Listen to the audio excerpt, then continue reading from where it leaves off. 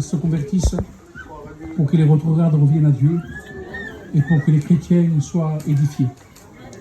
Je voudrais vous donner une expérience que j'ai faite, ou plutôt non, que ma famille a pu faire. Nous étions pas chrétiens, ma famille, on a connu Dieu aux années 80.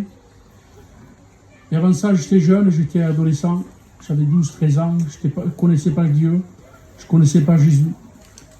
Et mon père travaillait, il était maçon, il nourrissait ses enfants, dont moi j'étais le troisième.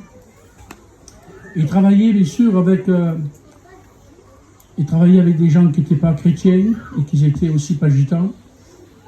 Et bien sûr, c'était un gendarme, parce que mon père travaillait, faisait le carrelage, et c'est chez la maison d'un gendarme. Et les gendarmes parlaient avec lui, vous les gitans, vos enfants, ils ne vont pas à l'école, vos enfants sont des voyous, ils n'ont pas le bac, ils ne savent pas ni lire ni écrire. Et mon père, il était là, il était un peu embarrassé parce qu'il disait la vérité, le gendarme.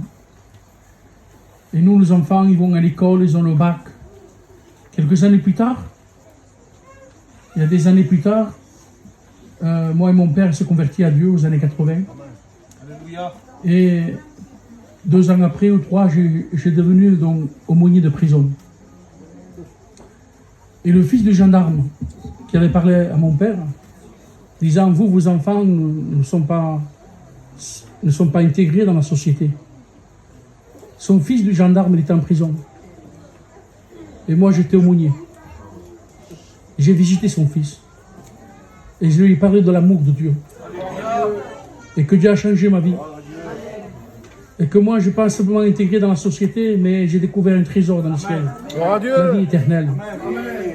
Et le gendarme avait téléphoné à mon père. Et lui avait dit, tu te rappelles, tel jour, il était confus.